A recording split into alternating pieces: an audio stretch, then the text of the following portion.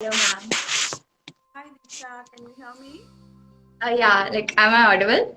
Yes, yes you are. Okay, so we'll be starting in 2 minutes, okay? Sure, no problem. How are you? I'm good. You look lovely. You too. Thank you so much. So you have a kid at home?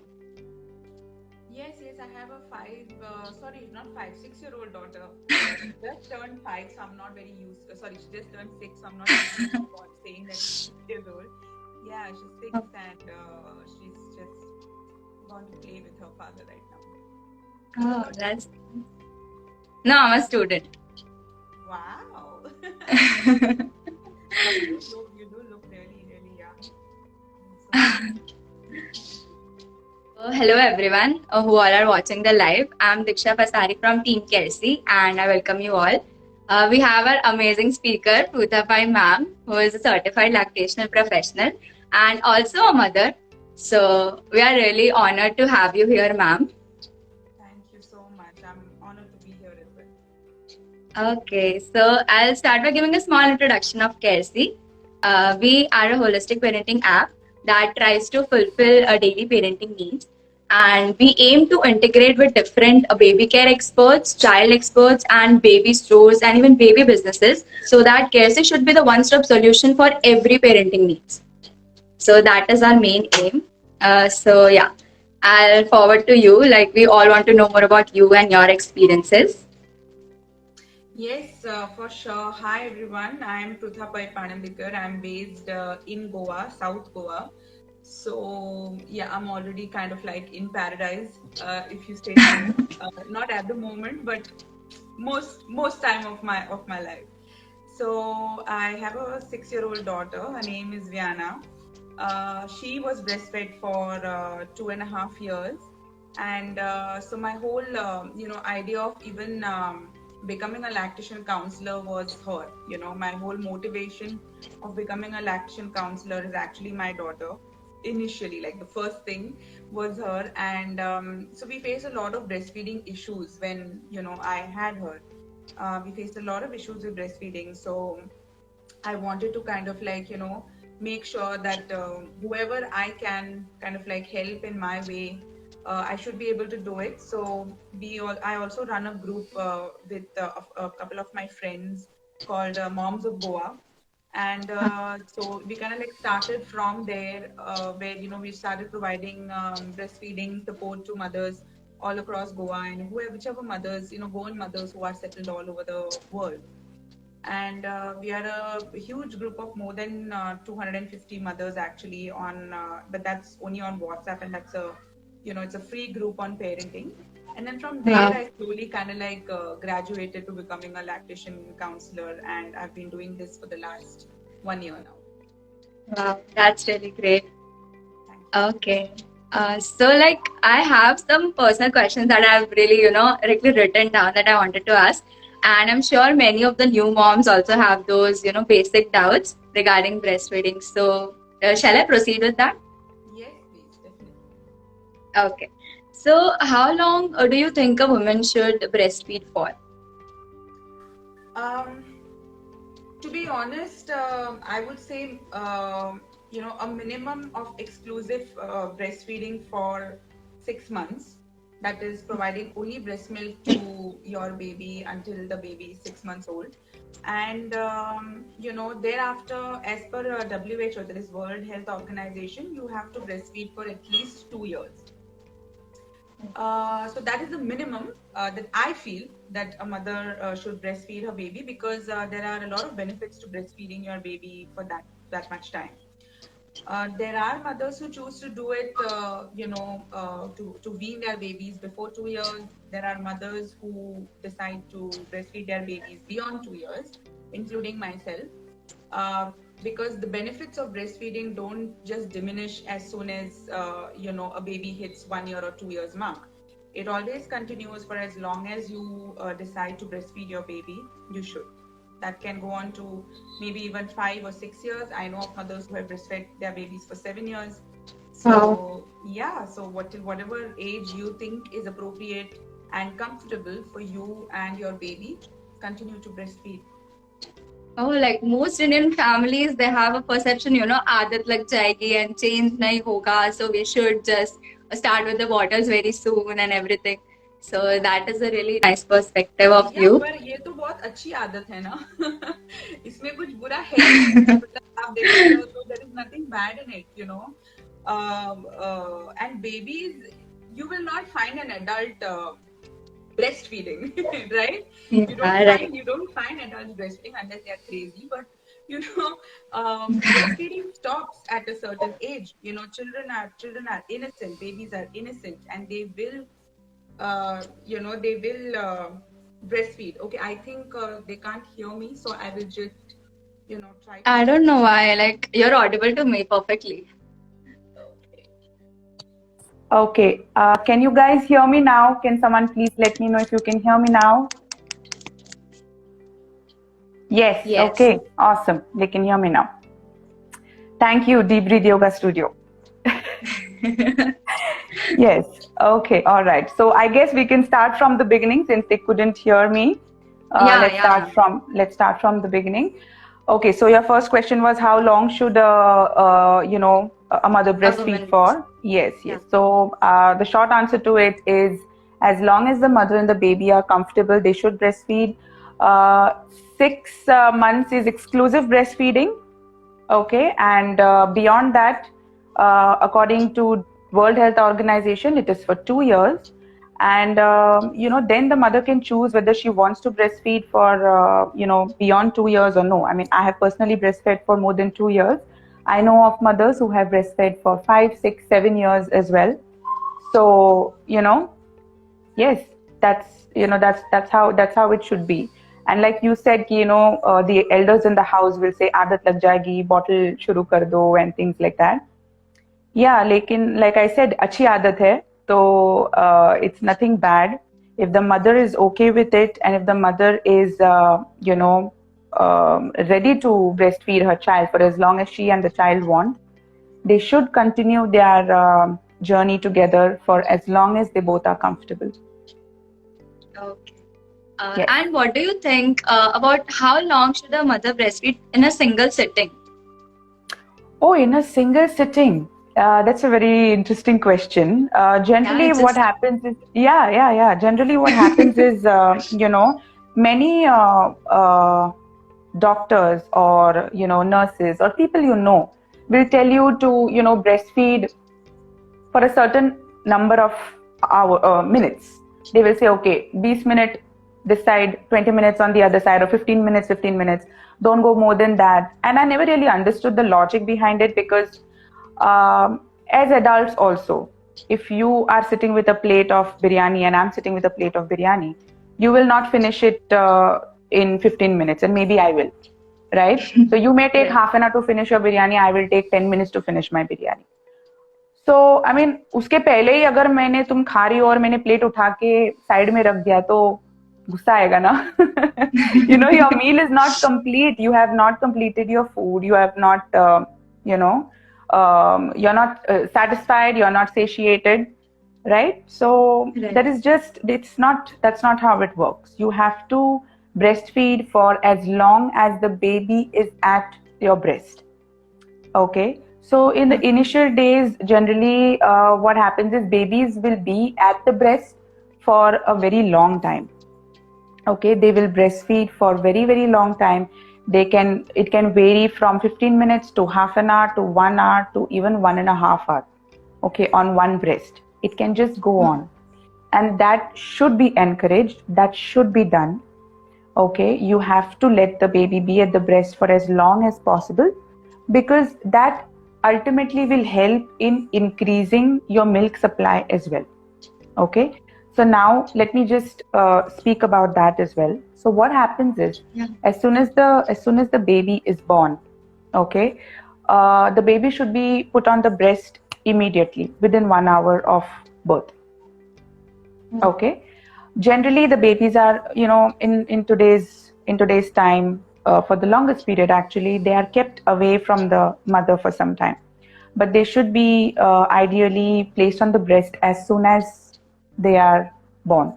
Okay, and that's the time the baby nurses the longest. That is the time the baby stays on the breast for a very long time. So this helps in a proper latch, a great bond between the mother and the baby, and the onset of breast milk. Okay, that is how it starts. So breast milk is all about demand and supply. The more the demand of breast milk, the more the supply of breast milk. The less the demand, the less the supply of breast milk. Okay, so that is why you should not stop the process. We should not cut the process. We should let the baby be at the breast for as long as the baby wants, because you have to feed the baby on demand. Okay. Yes. Okay. So, it's a very common question for new moms, that is breastfeeding painful? Well, breastfeeding should not be painful. If it is painful, then there is something wrong. Okay, so even let me just tell you my own experience. So I had, when I started breastfeeding my daughter, it was extremely painful, and I was constantly told that it's okay, breastfeeding hurts a little, it's fine. But it should not be like that, because if breastfeeding was painful, mothers wouldn't have breastfed for so many years, right? You cannot sustain a relationship if it is that painful. Okay, so breastfeeding should be completely painless. Okay, initially or even later on, there can be some kind of soreness at the most. Okay, but it should not be painful. Definitely not painful. Okay, if there is pain, then there could be many reasons for it, but a few of them could be that the latch is not proper. So the baby, instead of latching on to the mother's breast, okay, it is breastfeeding, it is not nipple feeding, right? So say this is the nipple and this is the breast. So if the baby is only sucking at the nipple, it is quite possible that the mother will experience pain, because they will just be chomping at the nipple. Okay, the baby has to latch on to the areola. The areola is the brown part, or the dark brown or black part or pink part that some mothers have around the nipple. Sorry, not some, all of us have around the nipple. Okay, so you have to latch on to the areola, and then the baby has to suck. So the nipple is not damaged. The nipple stays inside the baby's mouth, and you suck and remove the milk. That is how it works. Another reason why a mother can face issues with pain while breastfeeding is if the baby, for example, has a tongue or a lip tie. Okay, so a tongue tie is something in which the tongue of the baby is restricted. Okay, the frenulum that is just under the tongue is restricted. Okay, that is the reason why what happens is, when the baby wants to feed and the baby wants to latch, they are not able to use their tongue to cup the breast. So when you don't use the tongue to cup the breast, the baby starts chomping on the nipple, because they are not able to get a proper latch. So because the latch is not happening, the baby starts chomping at the nipple, and the nipple can get damaged.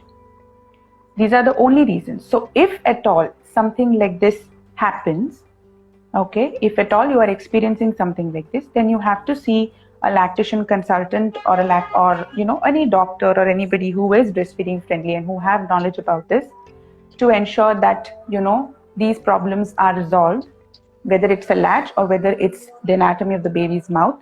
Then these things need to be considered, and they need to be corrected, so that the mother and the baby have a successful breastfeeding journey thereafter. So, how was your experience with your daughter? Like you said earlier that you were experiencing pain. Yeah. So my daughter also had a tongue and a lip tie, actually.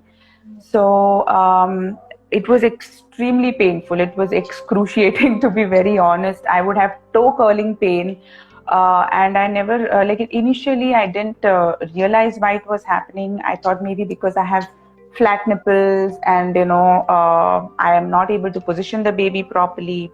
So I just went bonkers. I just went on Google. I didn't know anything then. I was not a lactation counselor then. So I didn't know. So there were these great groups on Facebook and stuff like that that helped me find a lactation consultant who was actually based out in Germany. So I got in Oh, touch with her, and she diagnosed my daughter's tongue and lip tie. And it took me almost 4 months for me to operate, to get my daughter operated for it. It's a very, very small surgery. Okay, it's the tiniest surgery in the world. It's just, they do like either a laser or a cut, okay, where they just lift the baby's tongue up and they just slit, slightly under the tongue so that the tongue is more free. That's it. Okay, they do the same thing under this lip as well. Okay, and so that happened when my daughter was 4 months old. So until she was 4 months old, I was, pumping, and I was breastfeeding her as well through pain, because I was, I'm too headstrong to give up something like this. So I was like, there is no way I am going to stop breastfeeding my child. Doesn't matter whether it pains or what, I'm going to go through it, and I am going to provide her only with my breast milk. And that is actually one of the reasons why my husband also agreed, and we went ahead and got the surgery done, which was a very small surgery. But you would still don't want to see your child go through anything like that, but yeah, it was exactly. totally worth it, because she got my milk for another 2 years after that, more than 2 years after that. And I give a lot of credit to my breast milk for her health today, for her immunity and the way she is, the bond we share and how much we love each other and how much she loves me. I think it is because I was very, very headstrong about breastfeeding her. That's really nice. Thank you. Okay. My next question is, what are the things a mother should avoid while she's breastfeeding? Like for the whole journey, breastfeeding journey. See, there is nothing really that a mother should avoid doing, in the sense that in terms of eating or drinking, if it's a regular eating, drinking, that's fine. Of course, a mother should not smoke, because that's not good for the baby. That's not good for you as well. You should not consume drugs.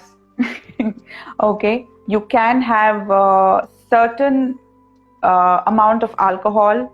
So ladies, whoever want to go and have that one bottle of beer whilst you are breastfeeding, please do it. It's great. It's absolutely fine. Okay, if you're good to drive, you're good to drink, so you can consume a little bit of alcohol, but don't go overboard with it and get completely drunk or anything like that. you know but yeah, for sure, whilst breastfeeding, there is not anything that you really need to kind of like avoid doing. You can do everything. You can just the regular thing, the things that I spoke to you about, just those things, if you avoid, which are anyway bad for your health, don't do. Other than that, please enjoy whatever you like to drink, whatever you like to eat, whether it's veg, non-veg, whatever. Do it and be happy. Okay, just a question popped up that like any allergy can be transferred through breastfeeding. Allergies cannot be transferred through breastfeeding. That allergies don't transfer through breast milk.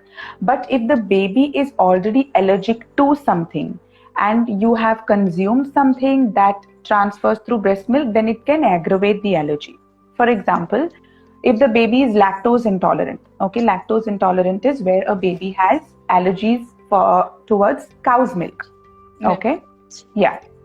So, if the baby is already lactose intolerant and you have consumed milk products or milk, so the nutrients of that, the lactose in the milk, can get into your bloodstream, and from your bloodstream get into your milk and then be transferred to the baby, and that can cause any kind of upset into the baby system. Yeah, but breast milk doesn't cause any kind of allergy. Babies are not allergic to breast milk, or any kind of allergies cannot be passed through breast milk to the baby. Okay, definitely if the baby is already allergic to something, then yes, then it can be transferred to breast milk. So it's best that the mother avoids eating these things. So if you know that your Yeah, baby is so lactose intolerant. yeah. Like so firstly, she has to know, na, like something will happen to the baby, then she'll come to know that yeah, he or she is intolerant to this thing. Yes, yes, yes. So there are ways of knowing. Okay, definitely you will find something off, with the baby. Maybe the Yeah. poop is not proper. The baby is not sleeping very well. Okay, the baby develops some kind of allergies on the skin and things like that. So those kinds of things can actually trigger, and they can, those are trigger points, and they can tell you that, okay, fine, it is big, something is wrong. So we are adults. We understand that, something is not, this is out of the blue. This is not normal. So when you know it's something like that, you definitely have to contact your baby's, pediatrician, and they will be in the best position to tell you whether they can do some tests or something, and they will be able to tell you whether your baby is in fact having any kind of allergy or not. And if they have, then those kinds of foods you have to avoid eating. They can have nut allergies as well, so you have to stop consuming those foods in order to make sure that your milk is, safe for the baby to consume. That's it. Just those few things, if you avoid until you are breastfeeding, you're good to go and you can continue breastfeeding. Okay. Yes. Okay. So, what are the benefits of a lactation aid? Like, are there any? Yes, yes, definitely. There are a lot of lactation aids that are available now. Okay, the natural ones that we get are, your fenugreek seeds. That's your methi, then garlic, oats, palak. These are the natural foods that you get in the house. That's readily available. So that's what we have been, that has been passed on through generations. For the mother to consume in order for her to have good milk supply. So you get over-the-counter medicines as well, which the doctors need to prescribe, and then you can purchase them from the pharmacies. Other than that, you get these shatavari powders and things like that, which can also be consumed and which are extremely helpful for you to increase your breast milk supply. Having said that, it is not like a magic potion. It is not like, okay, I consume these galactogogues. They're called galactogogues. So I consume these galactogogues and milk will just start spurting out of my breasts. It doesn't work like that. Okay. So the only way that you will increase your breast milk by consuming these products is only and only if your breasts get empty. So if your breasts don't get empty, if the baby is not sufficiently, transferring milk from the breast to her, okay, then there is no point of taking any amount of shatavari, any amount of garlic, and any amount of methi in your diet. The whole point of breastfeeding and supply and demand is just the ratio. The more the demand, the more the supply, the less the demand, the less the supply. It is very essential for you to understand that the milk in the breast needs to be empty. Okay? Your breast needs to be completely empty. The thing is that, no matter how many galactogogues you take, it's going to be useless if the breast is not empty.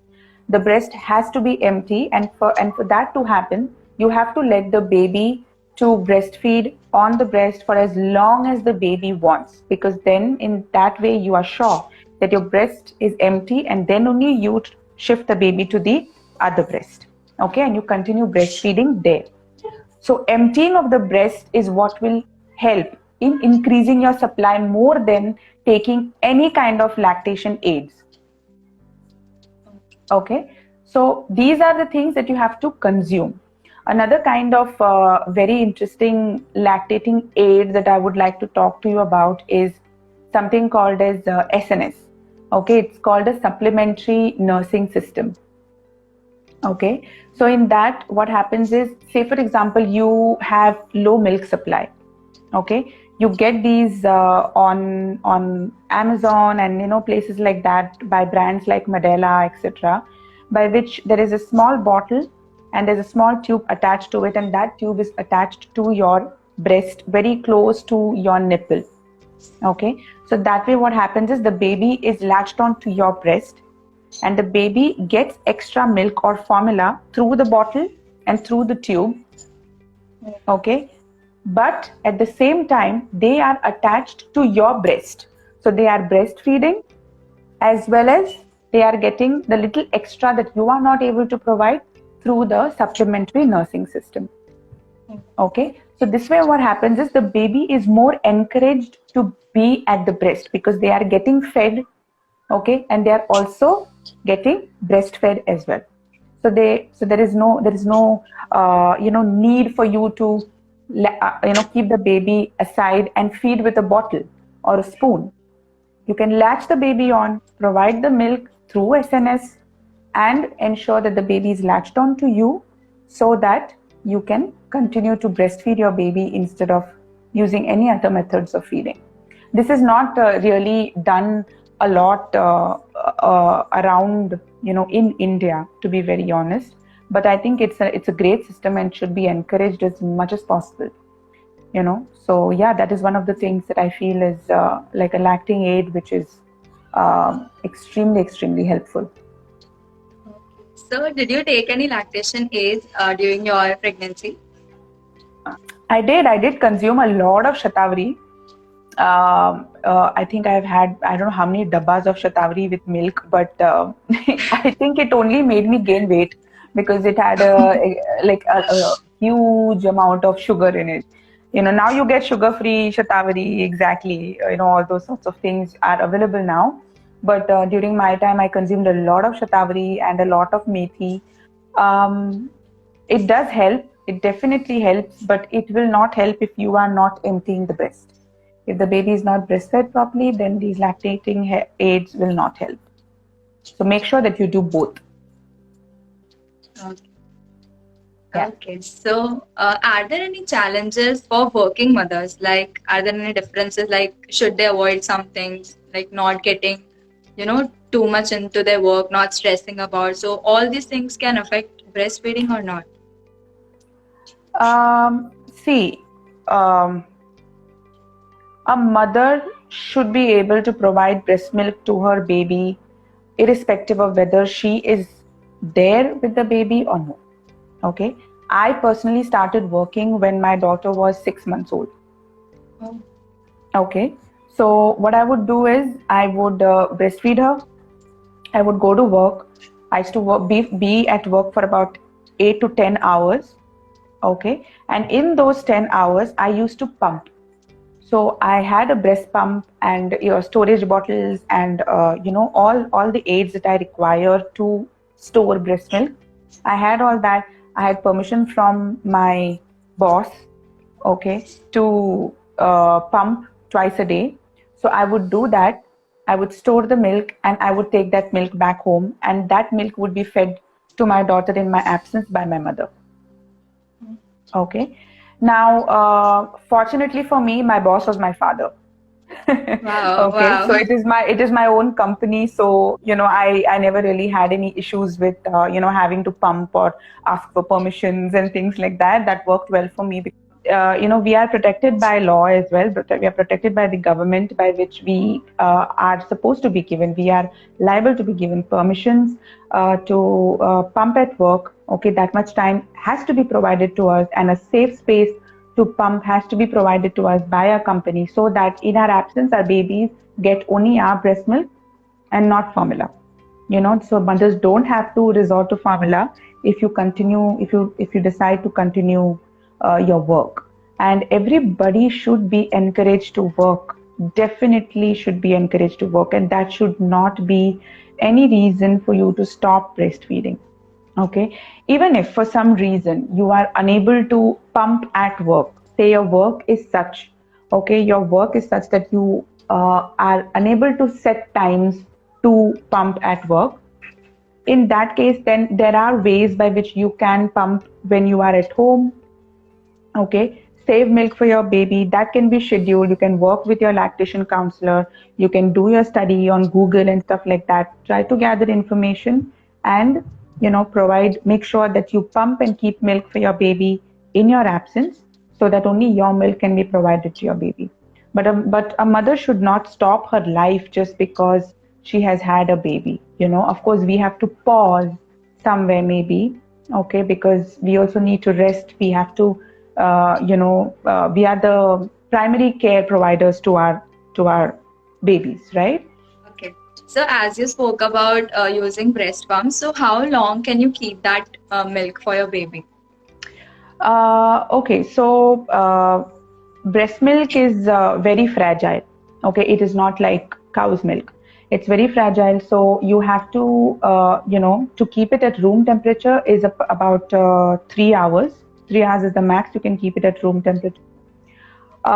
You can keep it for 3 days in the fridge, right at the back, and you can keep it for up to 3 to 4 months in the freezer. Okay, these are the ways by which you have to protect your breast milk. So there are breastfeeding. Now the aids that you require for it are breast pumps, bottles, saving packets. You get different brands packets. So on that you can just write the date, time, and the quantity of breast milk, and you save that breast milk in the fridge or the freezer, and that milk can then be provided to the baby in your absence. So these are the ways by which you can ensure. There is a little bit of a study behind it. There is a little bit of practice that you need to do before you decide to do it. But if that can be accomplished, nothing like it. It is definitely possible, and many mothers, including myself, have done it. And there are ways by which you can provide breast milk to your baby in your absence, for sure. Okay. So like, is there any fixed quantity or like, is it sufficient for the baby to be filled for a particular time? Well, the general rule is 30 ml per hour. Okay. So, say for example, you are away from your child for about 10 hours in a day. Then you, according to that, so 30 ml means 30 into 10. So, you need to keep about 300 ml of milk available to your child in your absence. Okay, so you can pump about 300 ml of milk the previous day. It is very much possible. You can pump 300 ml of milk the previous day, keep it in the fridge, and the next day in your absence, the caregiver, maybe your husband or your mother or mother-in-law or whoever is helping you, look after the baby in your absence, can feed that milk to your baby, so that you are providing only that to your baby. Yes. Okay, so what is the diet split for a breastfeeding mother? Like any avoidable things or any specific things she should eat or drink to, produce more breast milk? About producing more breast milk, I told you there are galactic that you can take. You can take methi and things like that. Drink lots of water. Eat whatever you like. Eat healthy food. Eat green vegetables. Eat to your heart's content. Okay, there are no restrictions unless and until you have any kind of medical issues or the baby has any kind of allergies. That's the only time probably you need to kind of like avoid eating certain things. But other than that, there is no need for you to stop your lifestyle to breastfeed your baby. You can eat whatever you want. You can drink whatever you want except for excess alcohol, smoking, and doing drugs. Besides that, do whatever you want and just be happy doing it. Okay, so did you see any diet changes in your pattern? Like, were you eating more calories or lesser than before while you were breastfeeding? Yeah, so I mean, you do require a little extra calories when you are breastfeeding, okay, but definitely you don't need to eat for two people, okay. That is what we are told, right? We are told that okay, Abhi, you have to eat for two people. When you're pregnant, also you are told that you need to eat for two people, but that's not how it goes. Eat to hunger. Eat how much ever you think you require, right? So once you are full, once you are satiated, you stop. That's just how we should be eating any which way. You just have to keep yourself well hydrated. You just have to ensure that you are eating uh, calories that are healthy for you. Okay. You have to eat things that you like because that makes you happy. When things make you happy, it helps in releasing oxytocin and good hormones, and it just helps you with the whole breastfeeding process, helps you make more milk. So eat what you like. And even with me, I think besides the shatavari, which I didn't really like to have, but I had it because I had to. I didn't know better then, and I thought that okay, that's going to help me increase my supply. It did. I'm not saying no, but at the end of it, I think it is just about providing as much breast milk to your baby as possible. So breastfeeding for as long as the baby wants, and as many times as the baby wants. So yeah, there is no magic food or magic potion that you can take that will increase your breast milk. You just have to trust your baby and feed on demand. That's all. So now I have a really very basic question. Like, when does the breast milk usually come in? Well, okay. So let me start from the beginning. Yeah. Colostrum is the first milk that the mother produces, right? It's the first liquid that comes out of the mother's breast that is almost golden in color. That is why it's called golden milk. It's called, liquid gold. So that starts forming in the breast from the second trimester onwards, from the time the mother gets into the second trimester, and it keeps continuing in forming in the breast until the baby is born. After the baby is born, once the baby is out, and with the baby the placenta also comes out. So the moment the placenta is detached from the mother's body, the onset of milk starts. Okay, that's where the milk is initiated. For the first 2 to 3 days, there is only colostrum. Okay, so you will find this very few drops of thick, sticky, liquid milk that comes out. Okay, and that is when we start thinking that, oh, it took me that much time for me to get milk, and that is the reason why my baby was given formula. But actually the natural process of the body is such that the milk, the first milk that comes in, which is the colostrum, actually helps in clearing the baby's gut. Okay, so in the baby's gut, the first poop that comes out is meconium, right? So it's like a green, dark green, almost black color poop that comes out, that has to come out from the baby's system, and colostrum is what helps it to get out of the baby's body. Okay, Wow. so once the colostrum starts and then it goes on for 3 days, that much colostrum also, even if it is a teaspoon of colostrum, that is enough for the baby. But we as mothers or parents or whatever are given to understand that the baby is hungry, that is why the baby is crying, and that's why formula is introduced. Whereas it is not required. The mother should just stick to breastfeeding, continue breastfeeding, and whether the baby gets colostrum in the first 2 to 3 days, that's great. That's what the baby needs, and that is considered as the baby's first immunization.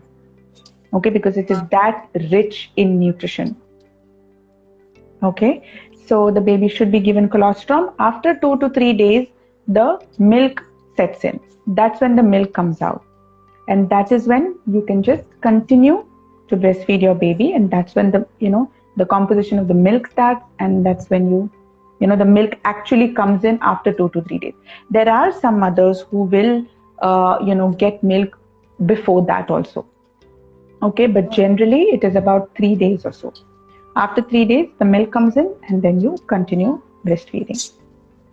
So for 2 to 3 days, the baby consumes the golden milk. That's right.